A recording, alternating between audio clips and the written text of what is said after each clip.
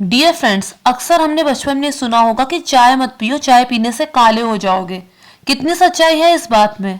अक्सर हमने ऐसा देखा होगा कि पढ़ने लिखने वाले बच्चे अगर सुबह जल्दी उठ के पढ़ाई करते हैं या फिर रात में देर तक पढ़ाई करते हैं तो पेरेंट्स उन्हें एक एक कप चाय दे देते हैं। क्यों होता है ऐसा? इतना अपवाद क्यों है?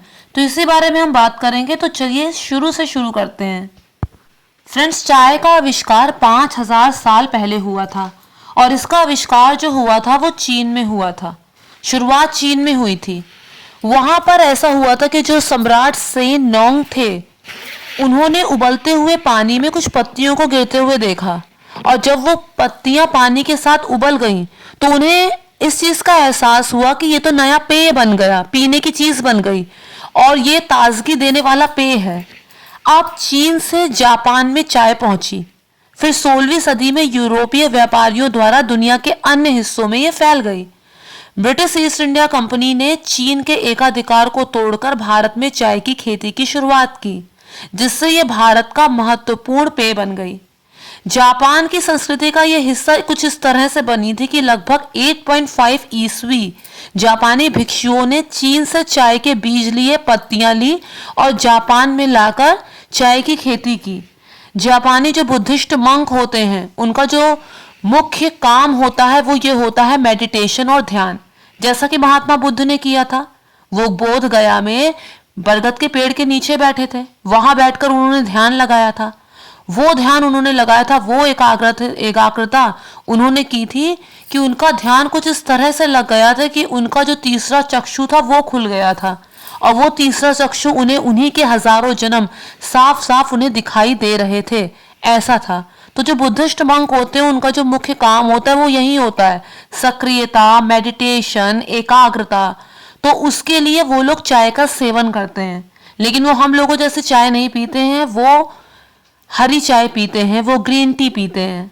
अब किस तरह की ये होती है ये तो वहीं जाकर ही पता चलेगा। तो चलिए अब और आगे बढ़ते हैं।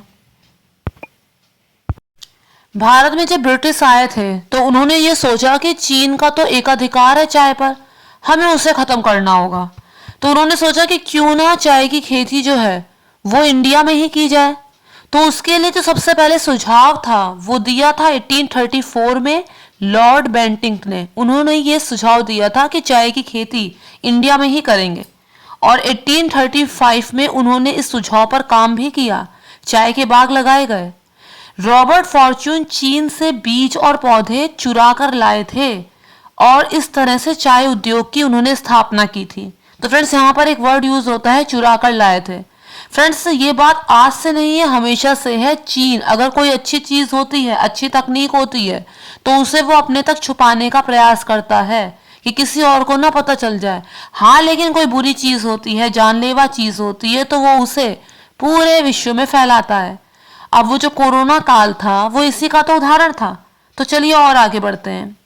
बात करते हैं कि चाय का वैज्ञानिक नाम क्या है। तो इसका वैज्ञानिक नाम है कैमिलिया सिनेसिस।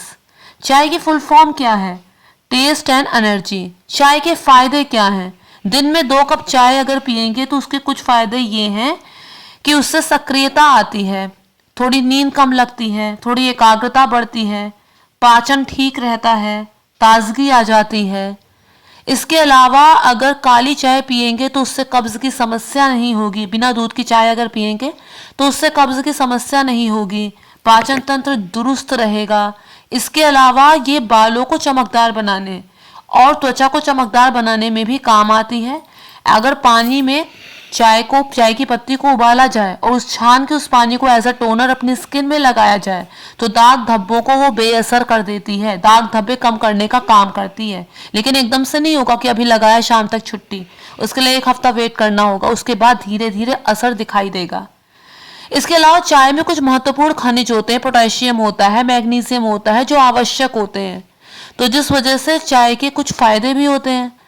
इसके अलावा अगर हम बात करें तो दूध के साथ चाय जो होती है वो ठीक नहीं होती, उसे पॉइजन भी माना जाता है। क्यों माना जाता है? कहते हैं कि जो दूध होता है उसमें कैसीन होती है और जो चाय होती है उसमें फ्लेवोनॉइड होता है, जिनका केमिकल रिएक्शन आपस में बहुत ही बुरा होता है।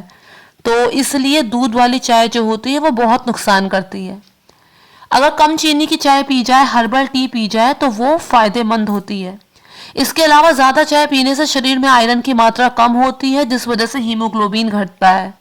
नींद में खनन आती है, और अनिद्रा अपने आप में कितनी बड़ी बीमारी है हम जानते हैं। डिप्रेशन अगर होगा तो अनिद्रा की वजह से होगा, एक कारण उसका अनिद्रा भी होगा। इसके अलावा पाचन तंत्र में समस्या आएगी। इसके अलावा दांतों की समस्या भी ज़्यादा चाय पीने की वजह से हो सकती है, क्योंकि दांतों की जो बाहरी लेयर होती है जिससे हम इनेमल कहते हैं, उसमें पीलापन आता है ज़्यादा चाय पीने से, उसमें सड़न होती है ज़्यादा चाय पीने से। इसके अलावा दांतों को ये सेंसिटिविटी को बढ़ाती है चाय अगर ज़्यादा पिए तो। हड्डी में भी असर डालती है। हड्डी में इसलिए असर डालती है क्योंकि चाय में फ्लोराइड होता है जो हड्डियों के लिए ठीक नहीं होता। इसके अलावा गर्भवती स्त्रियां अगर ज़्यादा चाय पिएंगी तो मिसकैरेज के रिस्क को और ज़्यादा बढ़ा जाता है। इसके अलावा खाली पेट चाय ज़्यादा नहीं पीनी चाहिए।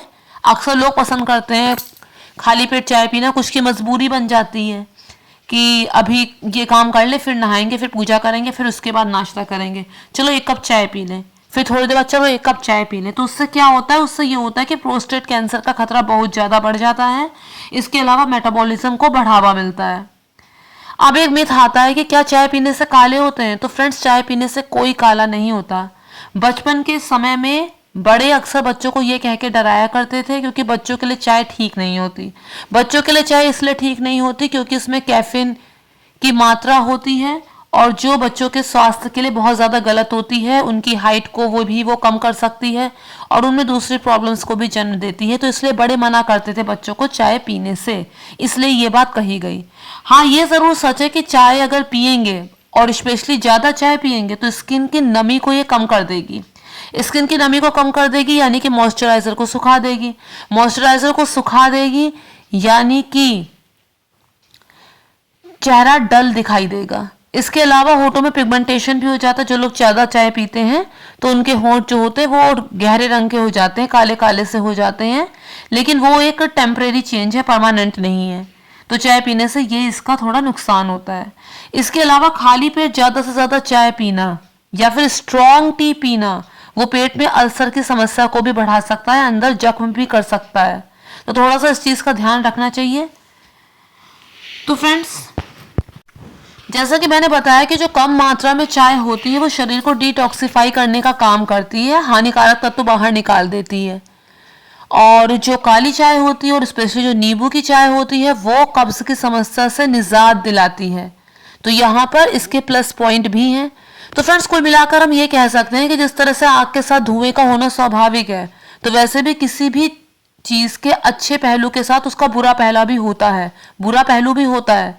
तो हमें किसी ऐसी चीज़ का चुनाव करना चाहिए, हमें किसी ऐसे मुद्दे का चुनाव करना चाहिए जिसकी अच्छाइयों की कोई सीमा ना हो और बुरा पहलू कम से कम हो।